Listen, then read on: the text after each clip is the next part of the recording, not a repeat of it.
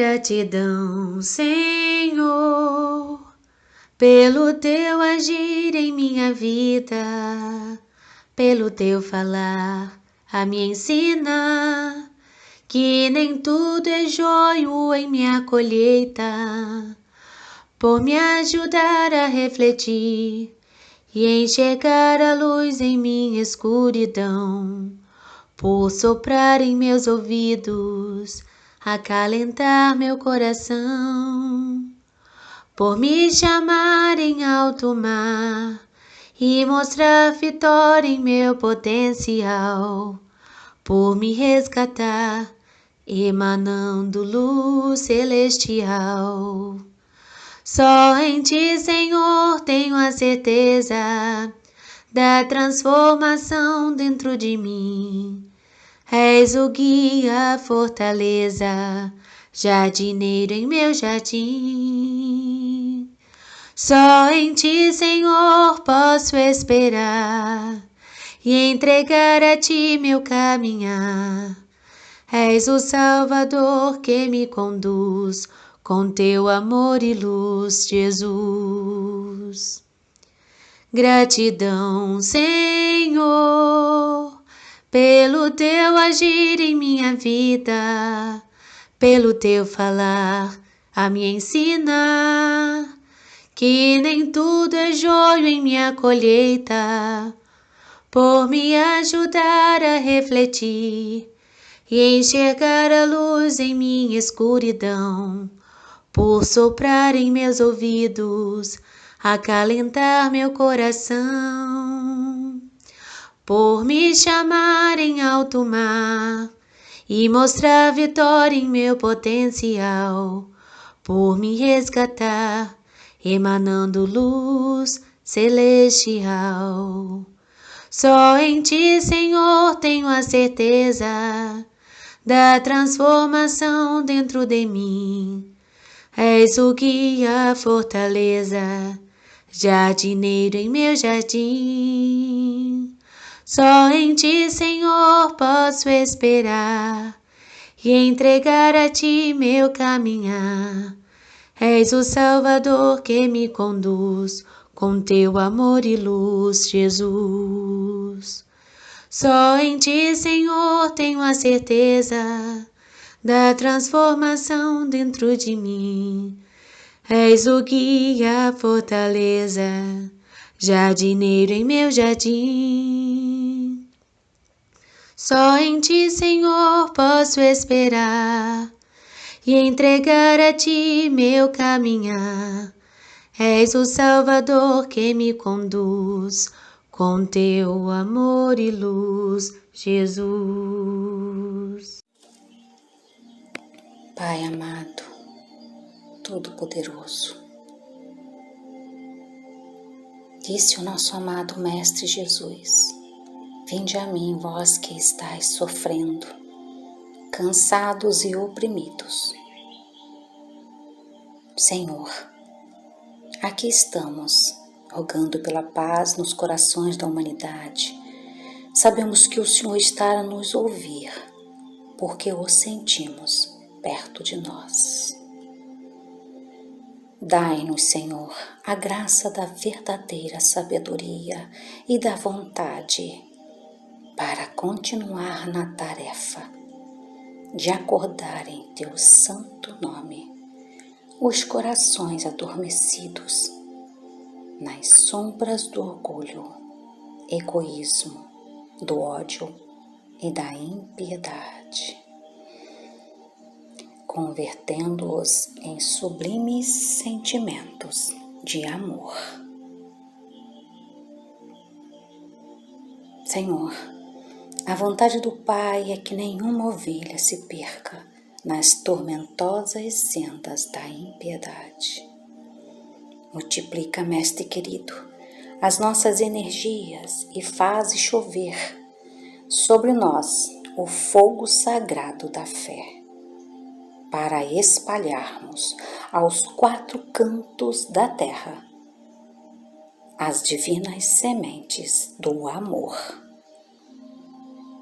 Abençoa, ó Divino Mestre, aqueles que ainda fracos o rejeitam, pois não o reconhecem como luz libertadora. Ó Mestre querido, que tira o pecado do mundo, receba as nossas súplicas ardentes e fervorosas. Abençoa-nos para que não venhamos sucumbir na tarefa milagrosa de salvar vidas em vosso santo nome, através do teu Evangelho de luz.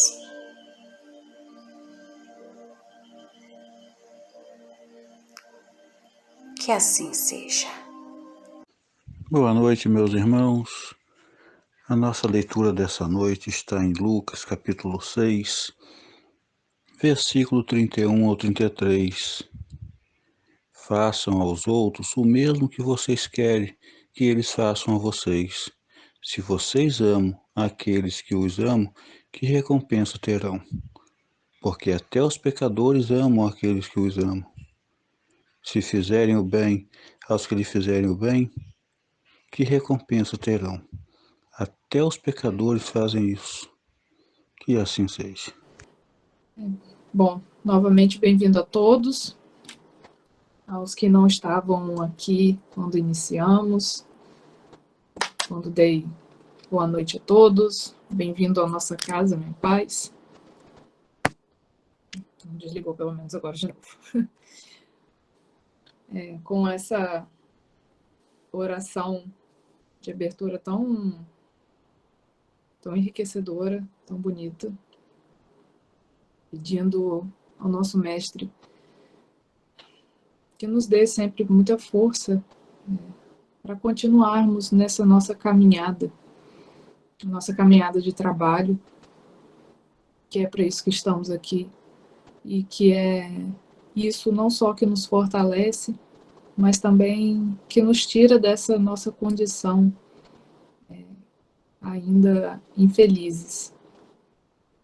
Além disso, também com esse versículo retirado de Lucas, nosso irmão José Martins sempre colaborando muito com a nossa noite, com os nossos estudos, e que vem ratificar muito algo que a gente tem vivido. A gente quer muito ser respeitado, bem tratado. Atualmente, né, na nossa sociedade, a demanda por isso hoje é alta e, lógico, todos nós temos esse direito.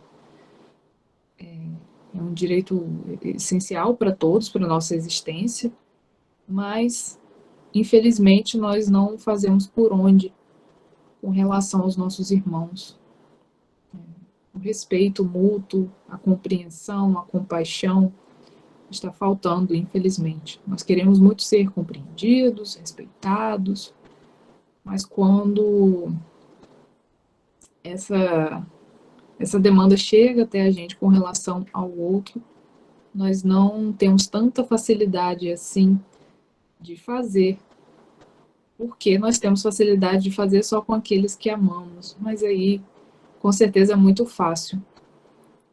Quando são aqueles que nós temos algum atrito, alguma divergência, pensamentos diferentes, hábitos diferentes, então a gente tem uma resistência muito maior. É um momento aí, nessa conjuntura que nós estamos vivendo, em que pessoas se atacam tão gratuitamente, de repensar isso, que é o nosso papel enquanto pessoas esclarecidas, enquanto cristãos principalmente, de cuidarmos mais, termos mais atenção com relação ao que estamos fazendo e demandando do outro. Sabemos que quanto mais nos for dado, mais nos será cobrado. Da mesma forma que a sabedoria liberta, ela também nos cobra mais. Então, termos um pouco mais de atenção e, novamente, um assunto que acaba encontrando com o que nós vamos estudar hoje. No Livro dos Espíritos, hoje, peço aos irmãos que estejam com o livro em mãos, Nós estamos no livro 2, no capítulo 6. Continuamos falando da vida espiritual. O capítulo 6. Nós estamos no item Escolha das provas. O capítulo 6 tem vários itens. É um capítulo bem extenso. Então, nós estamos no item Escolhas das provas. Na questão 264, que nós vamos iniciar hoje. Tá? Então, Kardec pergunta aos irmãos: o que guia o espírito na escolha das provas que queira sofrer? Como disse, né, esse item, nós estamos falando das escolhas das provas, então retomando um pouco o que foi estudado na semana passada com a nossa irmã Ana Clara, nós estamos falando do espírito, na erraticidade e como que ocorre a programação dessa reencarnação, como que ocorre a programação das coisas que nós devemos aqui sofrer, né? Ou não. Nós já sabemos que essa escolha não é dada de maneira aleatória, né? Os fatos que acontecem nas nossas vidas, principalmente os que têm capacidade de mudar, né? De dar novo caráter, não só ao nosso pensamento, mas também às nossas ações, eles não são aleatórios. Há uma escolha, há uma programação na nossa reencarnação. E grande parte dessas escolhas são feitas com a nossa participação. Para que nós possamos estar aí espiando coisas que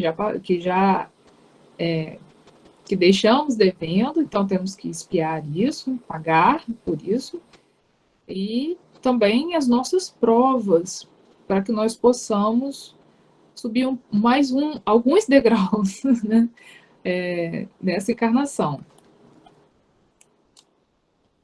Então, novamente, o que guia o espírito na escolha das provas que queira sofrer? Ele escolhe de acordo com a natureza de suas faltas, as provas que o levem a espiá-las e o façam progredir mais depressa.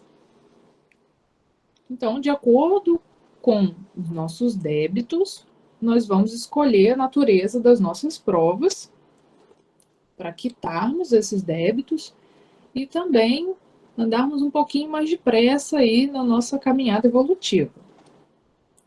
Uns, portanto, impõem a si mesmos uma vida de misérias e privações, a fim de tentarem suportá-las com coragem.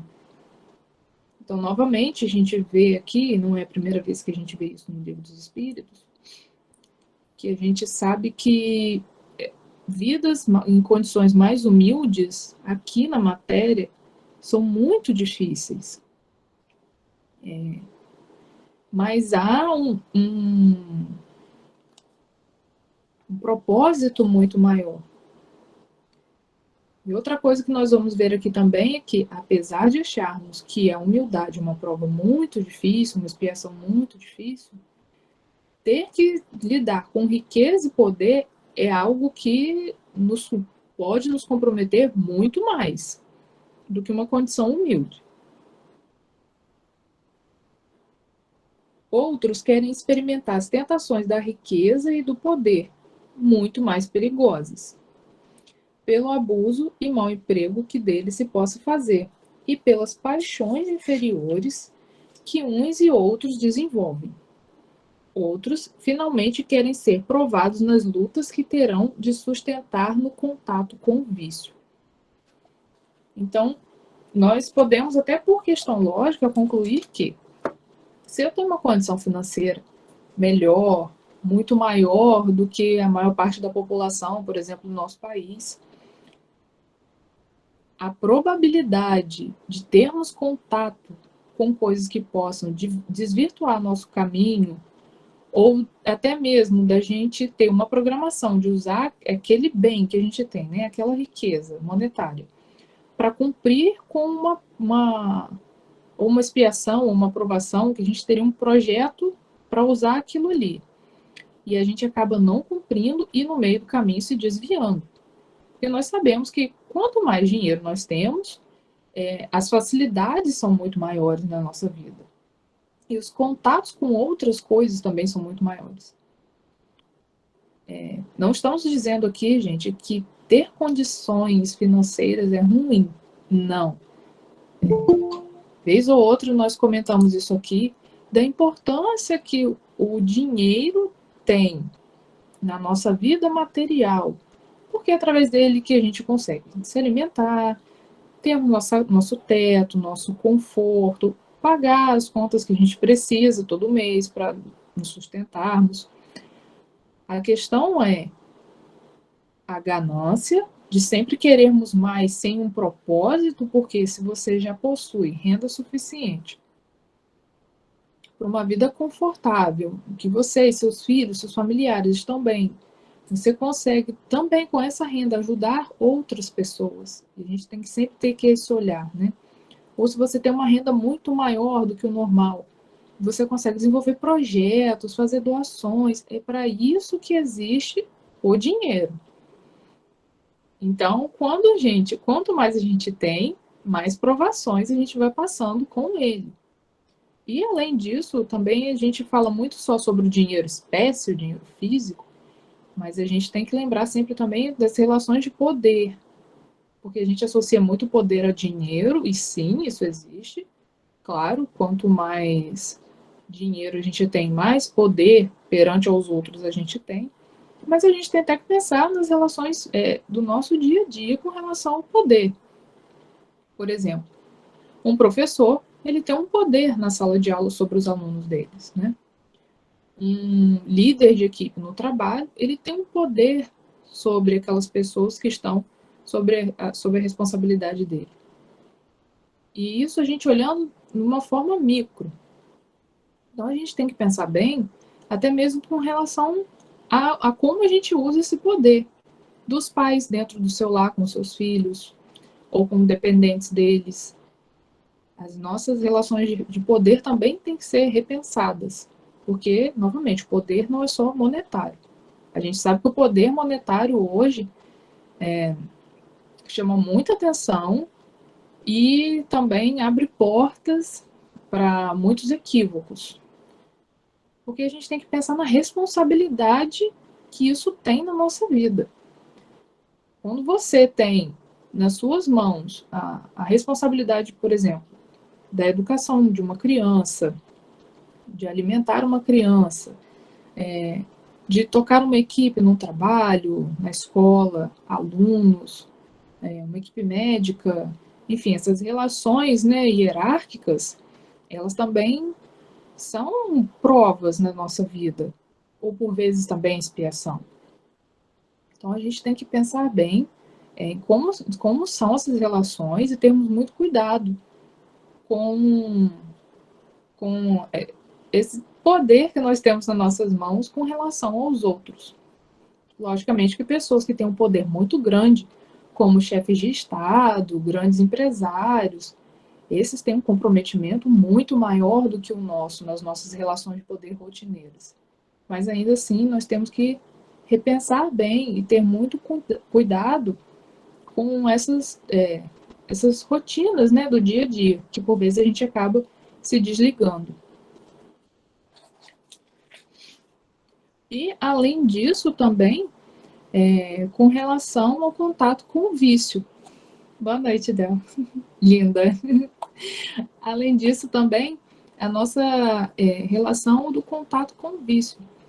Nós sabemos que, se nós temos predisposição a um tipo de vício, mais ainda nós vamos estar em contato ou próximo dele para provarmos, né, de fato, como estamos evoluindo com relação àquilo.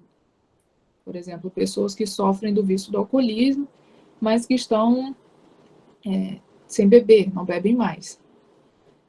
Aquela pessoa, ela é alcoólatra, ela não pode mais beber novamente, porque ela tem uma doença física e, obviamente, espiritual, porque como nós já estudamos, a doença física ela é decorrente de uma doença espiritual.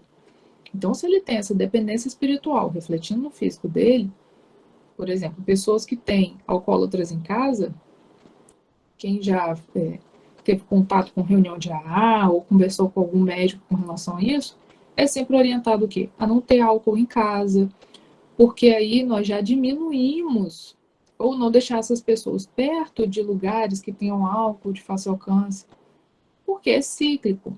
Pode ser que, por conta de algum problema da vida, alguma fase que esteja um pouco mais difícil, essas pessoas voltem a ter uma tendência a querer estar novamente perto do vício, consumindo álcool. Então, até os vícios que nós temos e alimentamos, e aqui eu estou usando vício físico, falando de coisas físicas, nós temos que estar atentos, porque também nas nossas expiações, nossas provas, nós vimos para próximo desses vícios para poder nos libertar dele realmente. Nos provar que nós temos a capacidade, força, através principalmente da fé, para nos libertar desses vícios. E aproveitando, falando de vícios, nós temos que lembrar também dos nossos vícios que não são materiais, mas que são os nossos vícios morais. O julgamento, a hipocrisia e tantas outras coisas relacionadas principalmente ao nosso ego, a nossa vaidade. E são vícios. A gente quer sempre a aprovação, a gente quer sempre ser visto como melhor. E nós temos vários pequenos vícios, ou por vezes até grandes vícios, espirituais no nosso dia a dia. E cabe a nós conseguirmos localizar eles, né? Ter mais rastreio deles para trabalhar isso. Pessoas que são muito estouradas, tudo estão gritando dentro de casa, ficando nervosas. Pessoas que com qualquer pequeno acontecimento se sentem humilhadas e querem reagir de forma que humilhe o outro. Não querem reagir de forma pedindo que a pessoa trate com respeito, mas sim querem reagir para humilhar, né? Querem retrucar, querem se vingar. E a gente não percebe, mas a vingança acaba sendo um vício, principalmente na fala, porque a gente sempre quer sair, como diz o ditado popular, a gente quer sempre sair por cima da carne seca. A última palavra sempre tem que ser nossa, a razão é sempre nossa. Então, esse vício também a gente tem que aprender a calar, a por vezes pensarmos o quanto precisamos trabalhar a nossa humildade, o quanto precisamos silenciar.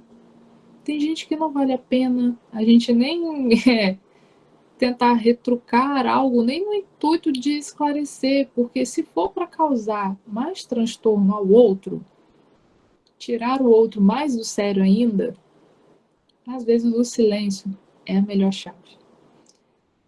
Não necessariamente quem cala consente. Por vezes, se calar pode ser uma forma também de não estar abrindo uma nova porta para fazermos uma coisa ruim, que vai fazer mal não só o outro, mas a gente também. Então, temos que ter esse ponto de atenção também com os nossos vícios espirituais. Não só com os vícios físicos, que são os que a gente consegue identificar mais facilmente. Novamente, o ensinamento de Alcineia. A pedra grande no sapato a gente para e tira. A pedrinha pequenininha a gente vai deixando. Porque não está machucando, ela está ali só incomodando, mas ela não machuca igual a pedra grande. Mas hoje nós já estamos numa fase de lapidação. Nós precisamos ter cuidado com essas pequenas pontinhas, imperfeições, né? Irmos lixando essas imperfeições que temos. Irmãos, o nosso chat está aberto. Quem quiser participar, deixar alguma dúvida, alguma colaboração, fique à vontade. A 265. Se alguns espíritos escolhem, por provação, o contato com o vício, Haverá os que busquem por simpatia e pelo desejo de viverem no meio conforme aos seus gostos, ou para poderem entregar-se, materialmente aos seus pendores materiais? Então, vamos continuar aqui falando sobre essas questões ainda infelizes que temos com relação a vícios. Há, sem dúvida, mas somente entre aqueles cujo senso moral ainda está pouco desenvolvido. A prova vem por si mesma e eles a sofrem por muito mais tempo. Cedo ou tarde, compreendem que a satisfação de suas paixões brutais lhes acarreta consequências deploráveis, que sofrerão durante um tempo que lhes parecerá eterno. Deus poderá deixá-los neste estado até que compreendam os seus erros e, por iniciativa própria, peçam para repará-los mediante úteis provações. Então, o que a gente pode ver aqui nessa questão é que, por vezes, irmãos que ainda, irmãos e nós também, né, que ainda estão em condições não muito felizes, acabam escolhendo estar perto de uma condição de vício tanto material quanto espiritual, para que a encarnação seja mais confortável, e não porque quer se superar. Ele só quer ter um pouco mais de conforto, e às vezes a gente também acaba escolhendo expiações e provas que não são tão desafiadoras, vamos colocar assim. E acaba sendo uma encarnação quase que perdida, né? Porque a gente não colocou todo o nosso potencial naquele trabalho.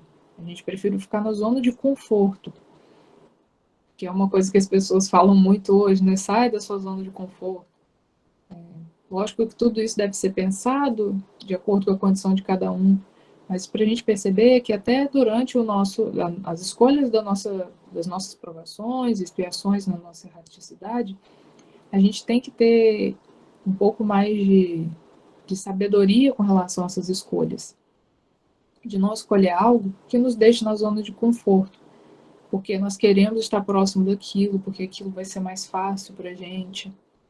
Mas, como nós já sabemos, a porta larga, ela não traz as mesmas respostas que a porta estreita, né? Então, sim, quando nós reencarnamos, nós não estamos aqui a passeio. Nós não estamos aqui para a felicidade completa. A felicidade completa não é desse mundo. A felicidade completa só existe quando nós estamos puros no plano espiritual. Então, a gente ainda tem uma longa caminhada.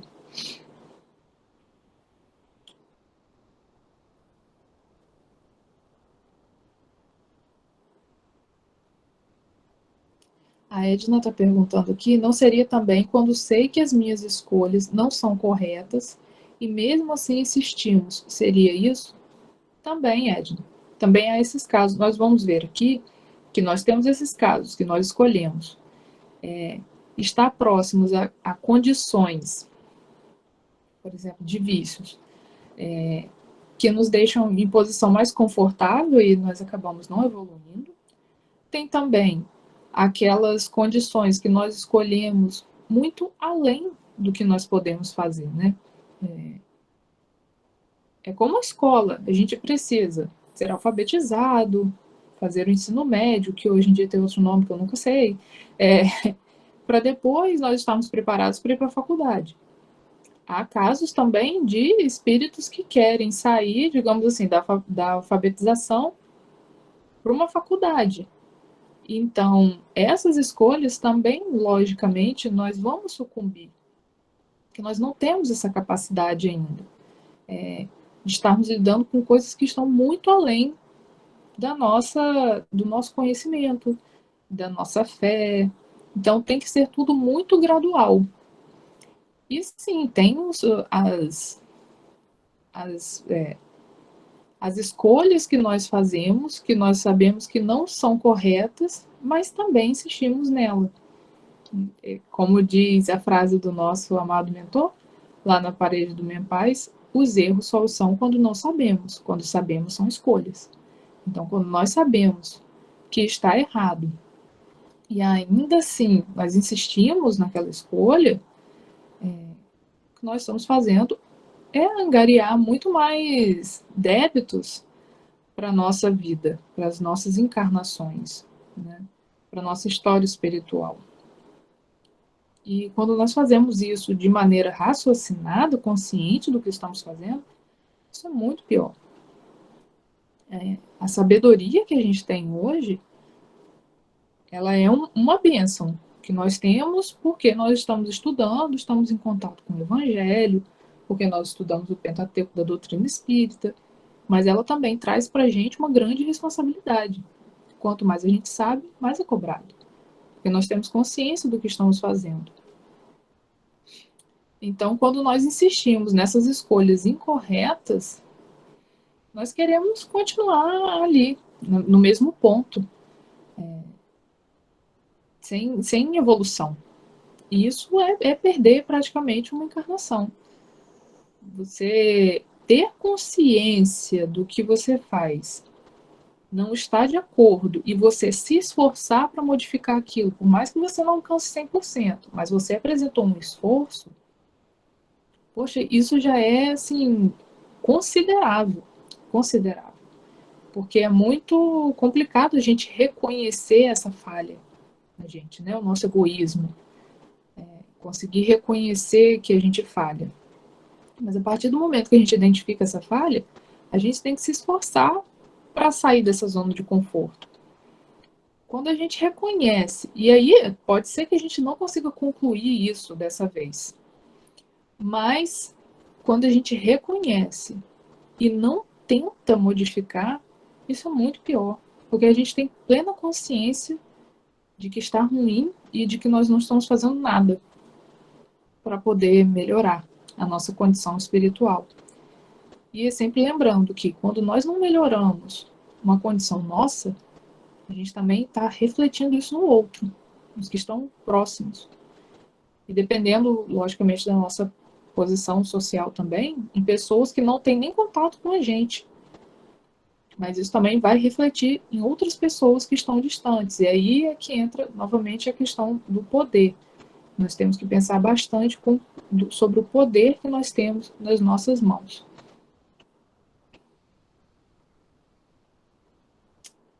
Edna coloca aqui, é muito mais errar, por isso temos que orar e vigiar. Sim, orar e vigiar sempre. Sim.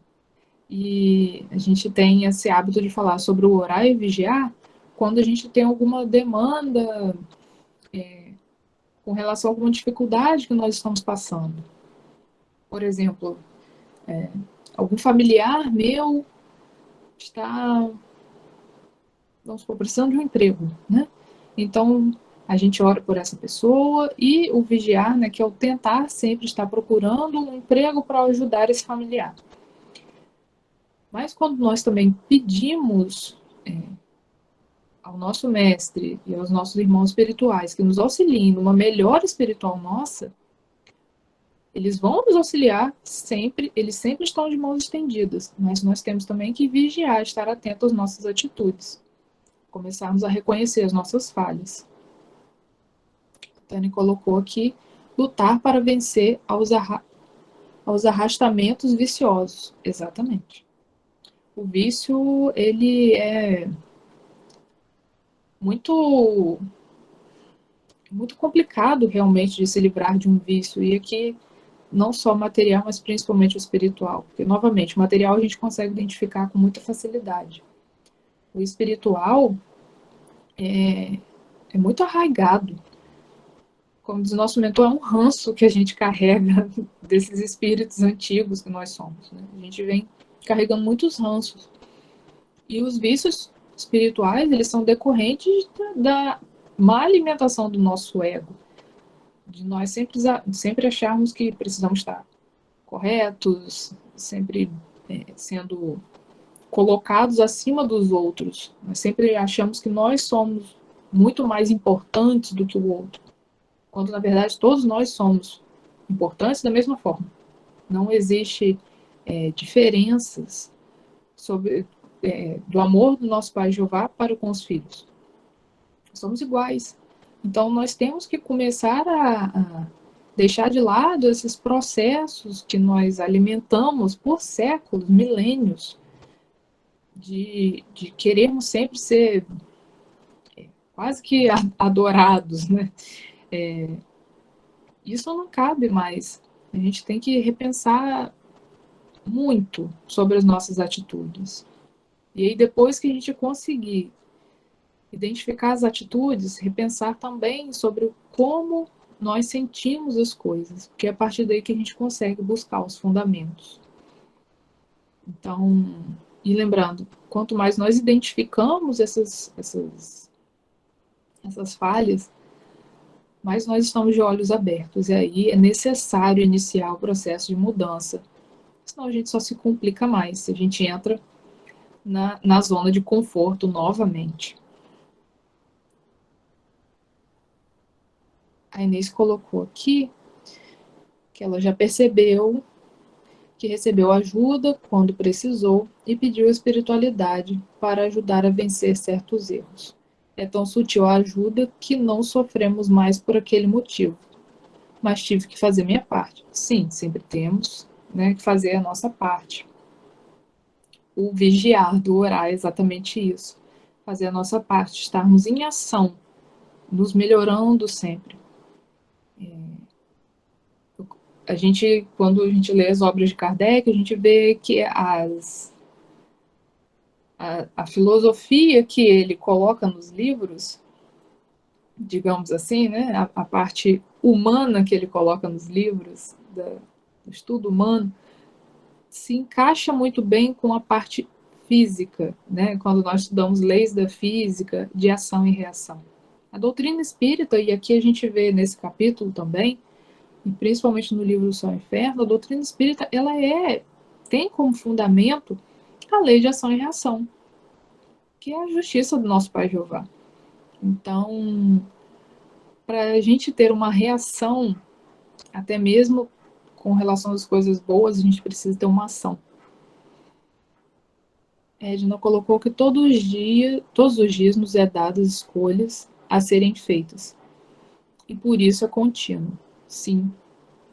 Sim, por exemplo, aqui na Terra, a cada dia que nós abrimos os olhos, isso é uma nova oportunidade.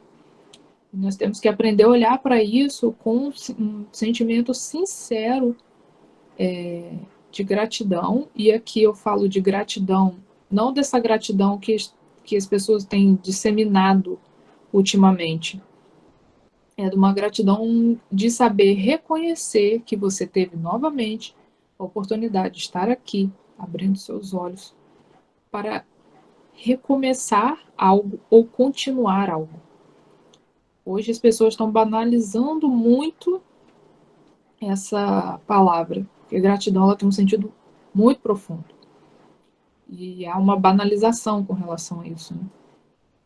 Não é um sentimento que a gente tem com essa facilidade com a qual nós dizemos a palavra. Então, a gente tem que saber reconhecer isso, que a cada minuto que nós temos aqui é uma oportunidade de estarmos recuperando, refazendo algo, aprendendo algo. Assim como cada minuto também que a gente tem na erraticidade. É importante sempre a gente ressaltar que a erraticidade é uma grande oportunidade de aprendizado. Na erraticidade, a gente forma as bases para termos sabedoria para estarmos aqui. Sabedoria é diferente de inteligência. Sabedoria é algo fundamental. Nós vemos pessoas muito inteligentes, por exemplo, na área das ciências. Não necessariamente são pessoas sábias. Sabedoria é você saber usar o seu conhecimento para fazer o correto. Sabedoria é você saber se calar, é você saber ouvir, é você saber falar. E isso não necessariamente está ligado à sua inteligência. Por exemplo, a minha avó não teve oportunidade de aprender a ler, a escrever, era analfabeta. E era muito sábia. Era não, era enquanto encarnada, mas eu tenho certeza que segue sendo muito sábia. E para mim, inclusive, mais sábia do que muitas pessoas que têm uma intelectualidade, um conhecimento científico muito mais avançado que o dela. Mas ela era uma mulher que, além de saber não só educar os filhos, ela também sabia nos orientar na vida, sabia nos transmitir paz, sabia os momentos de se calar, de pedir paciência, de nos orientar na vida. Então, isso é sabedoria. A gente tem que aprender a desenvolver isso. Então, quando nós estamos na erraticidade, nós temos muita oportunidade de estudos, de trabalho e de desenvolver a sabedoria. Então, temos que aprender também a usar o nosso período na erraticidade para esse desenvolvimento. Porque é essa sabedoria da erraticidade, que vai dar a base, a sustentação para estarmos aqui nessa encarnação. Porque aqui as coisas se tornam mais difíceis, lógico. A gente está num meio em que as coisas que são os nossos vícios estão ao nosso lado e a gente não tem... A gente ainda está com a cortina da carne, da matéria, nos nossos olhos espirituais. Nós não temos a mesma ciência das coisas, a mesma consciência das coisas de quando estamos na erraticidade, sem a matéria nos prendendo. E nós sabemos que para estarmos aqui precisamos passar por um processo de esquecimento. Então, esse esquecimento tira da gente, obscurece para a gente muitos conhecimentos. E é por isso que é importante a gente ter essa sabedoria bem sólida no nosso espírito, na nossa consciência. Continuando na questão... Falei 265? Escolhi 265. Li 265.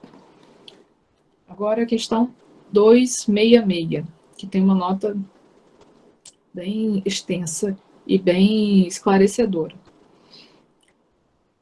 Questão 266. Não parece natural que se escolham as provas menos dolorosas?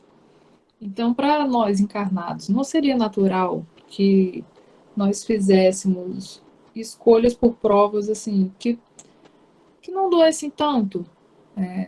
Se durante a erraticidade eu escolhi passar por uma provação de alguma doença, por exemplo, hoje nós estamos vendo muitas pessoas sofrendo de Covid.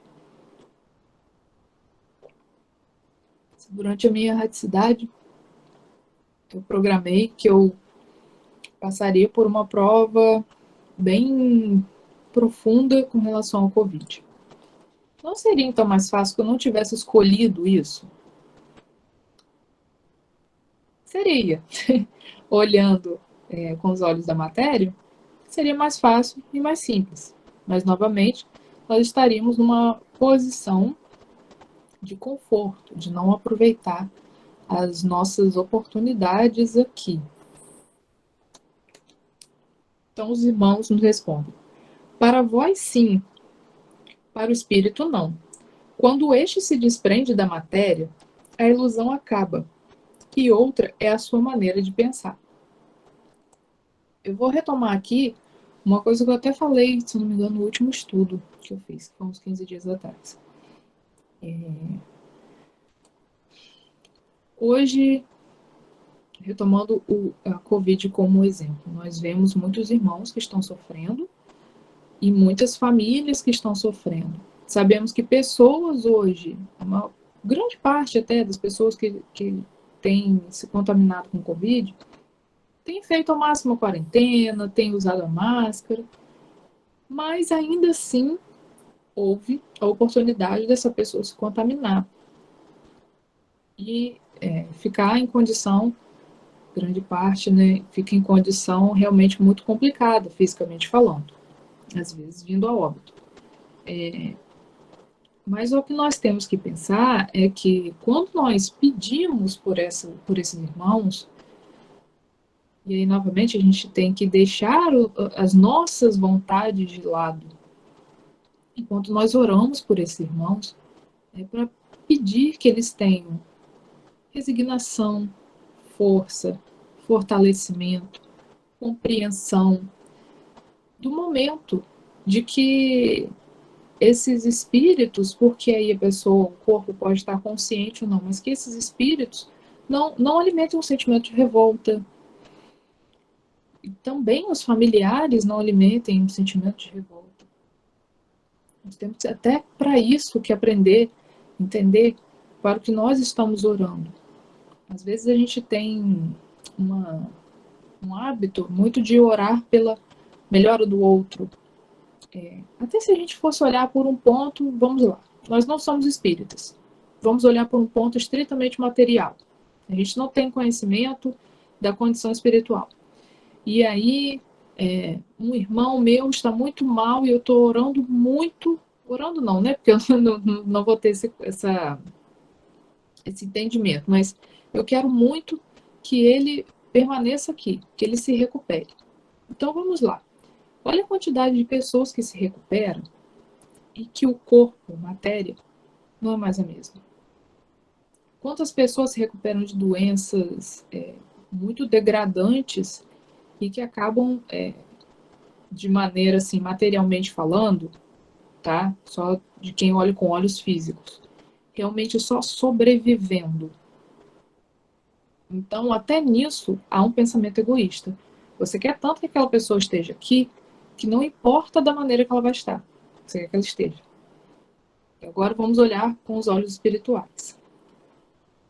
Nós sabemos que pessoas que acabam passando por doenças muito brutas com a carne e sofrem de sequelas posteriormente, há uma razão para aquela expiação. Então, o que cabe a nós é sempre, além de todo cuidado físico, orar para que essas pessoas não alimentem um sentimento de revolta, para que elas se mantenham equilibradas, que elas tenham força para passar por aquela situação. E voltando a falar de pessoas que estão em condição bem próxima ao óbito. Orar também por esses espíritos, para que eles tenham calma, fé, se mantenham firmes, não se revoltem, tenham compreensão do momento, em que aquele momento é importante para eles. Porque a gente volta novamente à questão do bem e do mal sofrer. E aqui eu digo não só por esses espíritos, mas também pelos familiares e pessoas próximas. Existe o bem e o mal sofrer. A gente tem todo o direito de se entristecer com uma situação, mas nós não podemos se revoltar, alimentar o sofrimento com aquilo. O luto, por exemplo, é uma dor que nós somos, né, ainda imperfeitos. O luto é uma dor que a gente vai sentir e é natural. A gente não tem que impedir esse sentimento. O que a gente não pode é abrir as portas para o sofrimento. Momentos de tristeza nós vamos ter. Eles existem aqui e eles vão continuar existindo em nossas vidas enquanto nós estivermos em condições espirituais de não ter alcançado ainda a felicidade plena. Então, o momento da dor e da tristeza, ele vai existir. Mas o que nós temos que fazer é orar por irmãos que estão em dificuldades, até mesmo financeiras. Logicamente, fazendo a nossa parte, podendo ajudar no que for preciso, principalmente pessoas que sofrem com a fome, falta de teto. Nós temos condições, nós temos que ajudar. Nós temos que ter essa responsabilidade cristã com o outro. Mas falando, assim, de familiares que sofrem hoje, por exemplo, com a doença, nós temos que orar tanto por esse doente quanto pela família, para que eles tenham forças para passar pelas provas, para que eles não se revoltem, não alimentem sentimentos negativos que só vão atrapalhar mais ainda. Que se esse espírito passar pelo processo de desencarne e essa família continuar com esse pensamento egoísta, esse espírito vai continuar sofrendo mais ainda. 2, que os familiares que ficam aqui e não conseguem passar por esse processo da maneira correta, com resignação, entendendo o sentimento de tristeza, mas não se revoltando, retomando a vida aos poucos, com o seu tempo, sem ficar preso naquele acontecimento. Se você não entende isso, novamente você está perdendo a oportunidade nessa encarnação de ter que lidar com isso. Isso é uma provação muito grande, uma provação coletiva que nós estamos passando. Então, nós temos que trabalhar bem essa consciência de que existe uma razão. Novamente, a lei da ação e reação. Houve uma ação para a gente estar passando por essa reação. Mas o que nós temos que ter consciência e aqui eu não estou pedindo para ninguém ser frio, tá, gente? Não é isso, não. Muito pelo contrário. É nós alimentarmos os sentimentos certos.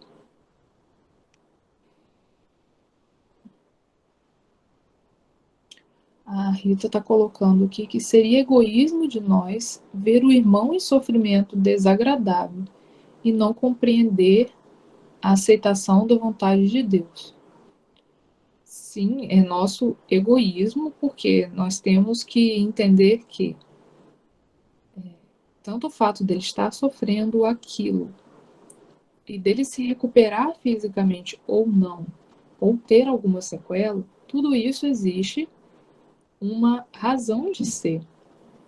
E grande parte dessas provações que nós passamos tem o nosso aval, tem nossa escolha.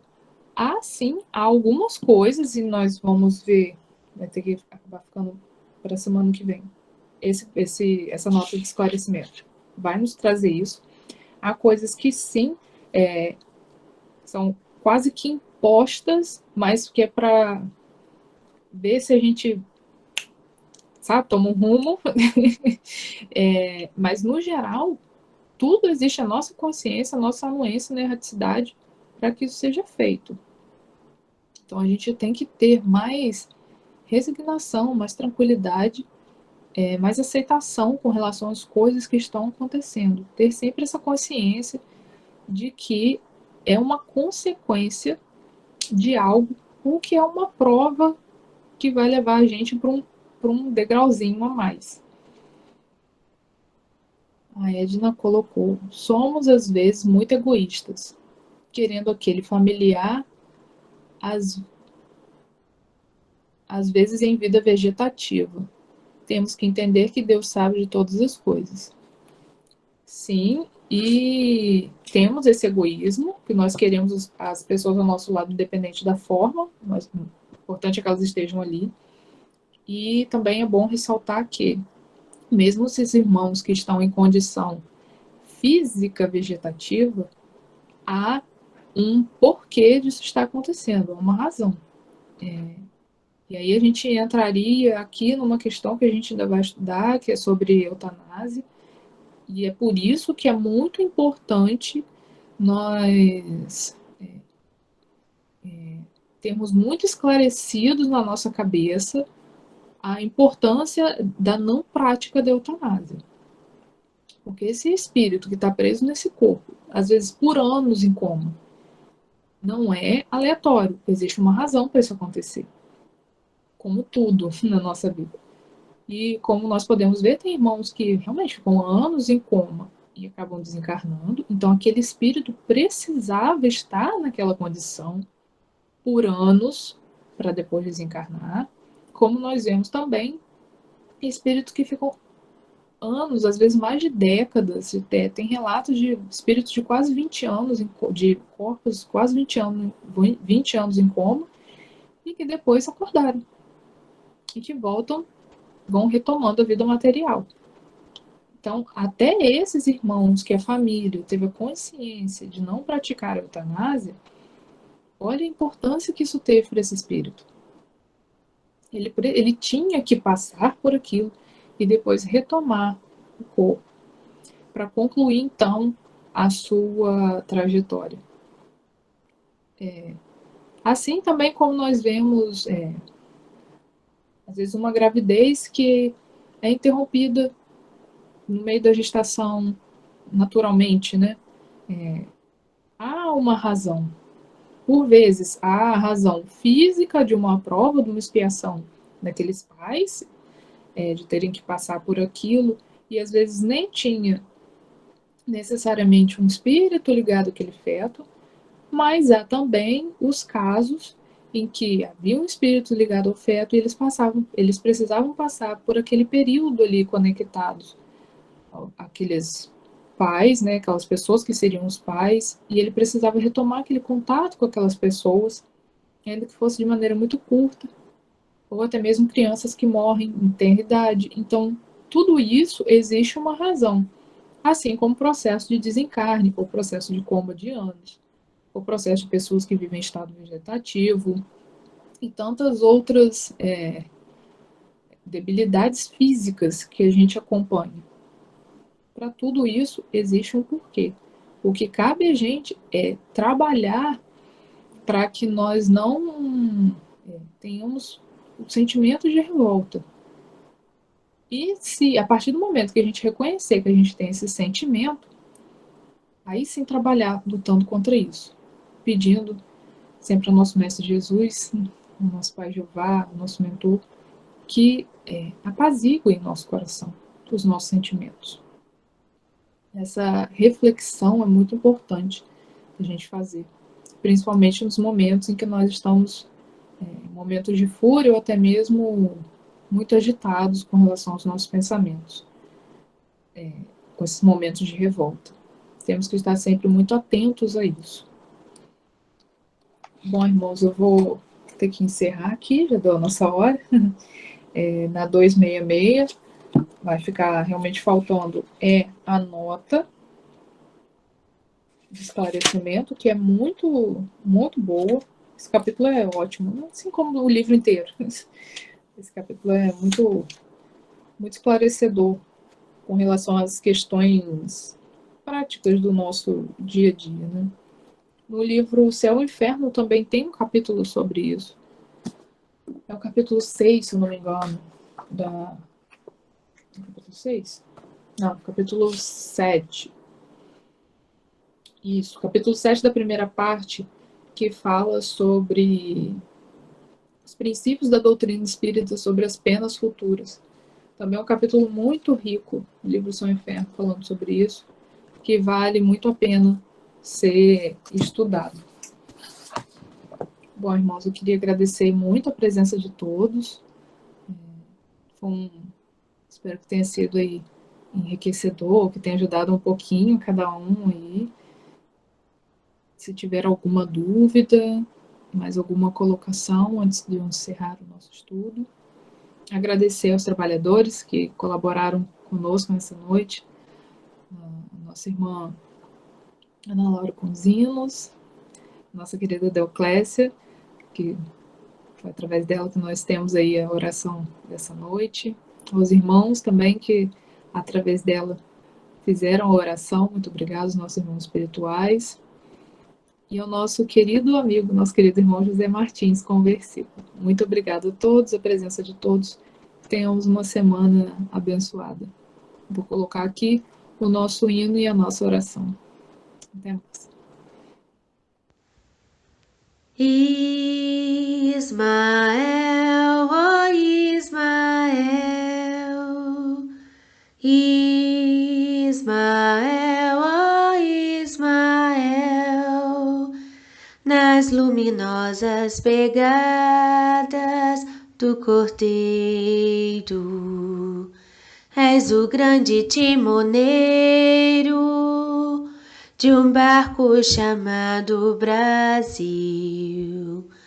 Ó Brasil, grande esperança, berço da fraternidade, erga bem alta esta bandeira, Deus, Cristo e caridade. Erga bem alta esta bandeira, Deus, Cristo e caridade. Ismael, ó Ismael, Ismael, ó Ismael, nas luminosas pegadas do Cordeiro. És o grande timoneiro de um barco chamado Brasil. Ó Brasil, grande esperança, berço da fraternidade, erga bem alta esta bandeira, Deus, Cristo e caridade. Erga bem alta esta bandeira, Deus, Cristo e caridade. Ismael, ó Ismael, Ismael, ó Ismael.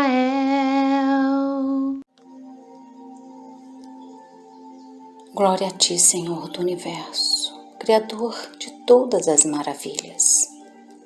É por tua sabedoria inacessível que se acendem as constelações nos abismos do infinito. E é por tua bondade que se desenvolve a erva tenra na crosta escura da terra. Por tua grandeza inapreciável e por tua justiça misericordiosa, abre o tempo aos seus ilimitados tesouros para as almas. Por teu amor, Senhor,